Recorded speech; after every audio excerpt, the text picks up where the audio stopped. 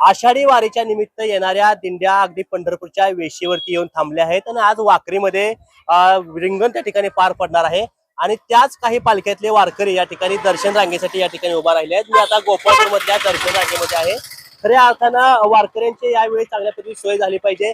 त्यांना प्रत्येक गोष्टीची प्रत्येक गरज त्या ठिकाणी पूर्ण झाली पाहिजे। त्यांना कोणत्याही पद्धतीचा त्रास झाला नाही पाहिजे या अपेक्षेने त्या ठिकाणी राज्य सरकार असेल किंवा आपल्या पंढरपूरची नगरपालिका असेल, पालकमंत्री असतील, पंढरपूर मंगळा विधानसभा मतदारसंघाचे आमदार असतील आणि वेगवेगळे राजकीय कार्यकर्ते या ठिकाणी सामान्यपणे त्या ठिकाणी काम करतात आपले चित्र बघायला मिळते। मी सुरुवात त्या ठिकाणी तुम्हाला या बाथरूम पासून दाखवणार आहे।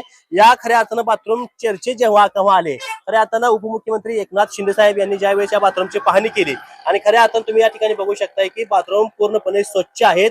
प्रत्येक तासाला हे बाथरूम त्या ठिकाणी या नगरपालिकेकडून किंवा इथल्या प्रशासनाकडून त्या ठिकाणी स्वच्छ धुतले जातात, त्याची काळजी घेतली जाते।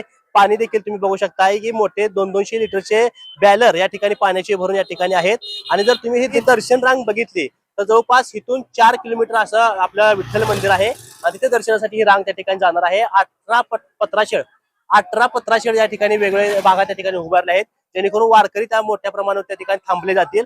आणि या ठिकाणी जर तुम्ही दर्शन रांगी जर सोय बघितली तर अतिशय सुसज्ज अशी प्रशासनाने या ठिकाणी सोय केली आहे।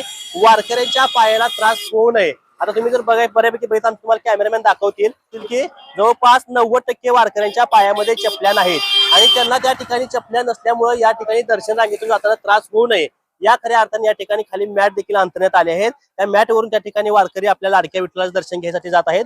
एवढी सुसज्ज अशी व्यवस्था या ठिकाणी करण्यात आली आहे। वेगवेगळ्या ठिकाणी लाईटी त्या ठिकाणी लावण्यात आल्या आहेत आणि खऱ्या अर्थानं पिण्याच्या पाण्याची देखील सुसज्ज अशी व्यवस्था, चांगल्या शुद्ध पाण्याची व्यवस्था हे देखील प्रशासनाने त्या ठिकाणी करण्यात आले। त्यामुळे यंदा वारीकेमध्ये त्या ठिकाणी वारकऱ्यांकडून प्रशासनाचं, सरकारचं कौतुक मोठ्या प्रमाणात होते असं आपल्या चित्र त्या ठिकाणी बघायला मिळते। वारकरी मोठ्या प्रमाणात आल्यामुळे कुठेतरी त्या ठिकाणी नियोजन देखील कोलमाडू शकते आणि काल रात्री त्या ठिकाणी वारकरी संख्या मोठ्या प्रमाणात वाढल्यामुळे त्या ठिकाणी दर्शन रांग वारकऱ्यांना त्या ठिकाणी सरकारला वाढवण्याच्या ठिकाणी लागली। त्यामुळे काही रात्री वारकऱ्यांच्या ठिकाणी हाल झाले आणि हे हाल लक्षात घेऊन त्या ठिकाणी पुन्हा एकदा त्या ठिकाणी दर्शन रांग वाढवले। तिथे देखील लाईटीची, पाण्याची व्यवस्था त्या ठिकाणी खऱ्या अर्थानं त्या ठिकाणी करण्यात आले।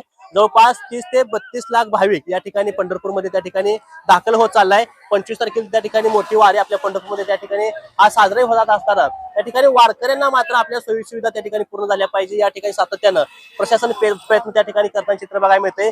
पालकमंत्री सातत्यानं त्या ठिकाणी अधिकाऱ्यांना सूचना देत आहेत की वारकऱ्यांना त्या ठिकाणी कोणत्याही पद्धतीचा नाहक त्रास झाला नाही पाहिजे यासाठी त्या ठिकाणी व्यवस्था केली जाते। पावसाचं त्या ठिकाणी वातावरण जरी असलं तरी पण वारकऱ्यांना त्या ठिकाणी पावसामध्ये भिजू नये अशा पद्धतीने देखील पत्राशेडच्या माध्यमातून वेगळ्या पद्धतीचे त्या ठिकाणी सोयी सुविधा त्या ठिकाणी करण्यात आल्या आहेत। पंढरपूरची नदी देखील मोठ्या प्रमाणावरती स्वच्छ या ठिकाणी या यंदाच्या वारीमध्ये करण्यात आली आहे। यामुळे एकूण जर आज सध्याच्या वारीचं नियोजन बघितलं तर वारकरी मात्र या वारीवरती किंवा या प्रशासनावरती